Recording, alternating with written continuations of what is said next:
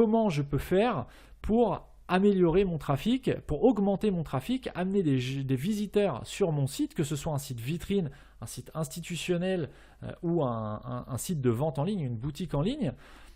Et ben voilà, le nerf de la guerre sur Internet, c'est le trafic. Sans trafic, il n'y a forcément pas de conversion. Sans conversion, il n'y a forcément pas de vente, il n'y a pas de chiffre d'affaires, il n'y a pas d'euros.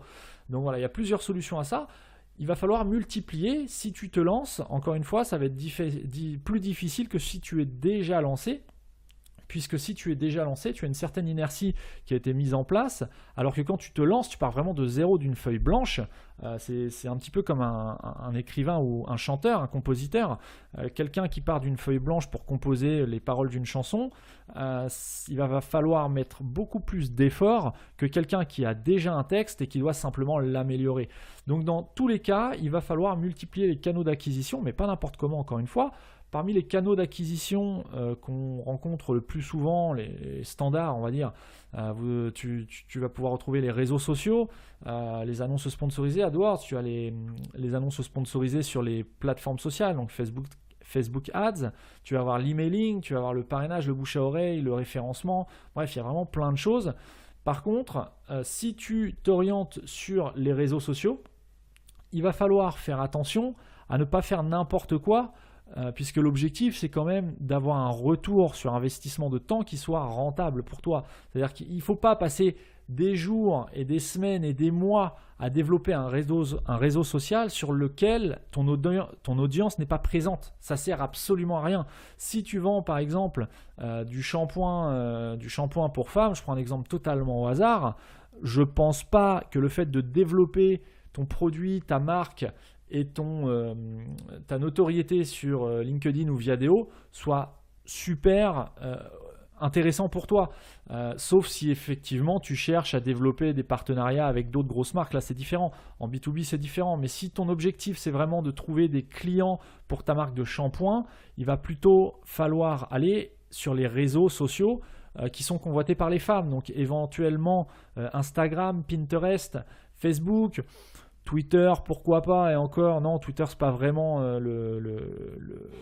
la cible, tu vas pas trouver ta cible pour ce genre de produit. Twitter, c'est plutôt une cible on va dire, de tech, d'amoureux de la tech, tout ce qui tourne autour du web, des sujets très spécifiques, mais pas des produits de consommation de masse.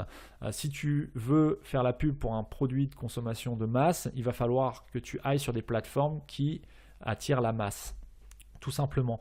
Sur les réseaux sociaux, donc je pense par exemple à Facebook, Twitter ou tous les réseaux de ce type-là, ce qui est super intéressant, qui marche plutôt bien, c'est la mise en place de jeux concours. Alors là encore, c'est pas un secret, tu en as probablement déjà entendu parler.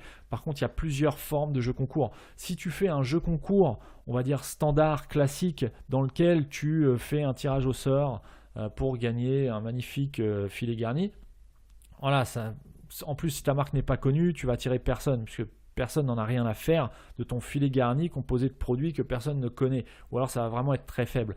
Par contre, ce que tu peux faire, c'est proposer, pour communiquer sur ta marque, tu peux proposer un gain, donc un cadeau qui va parler à ton audience parce qu'elle bénéficie, le cadeau que tu vas proposer va bénéficier d'une certaine notoriété.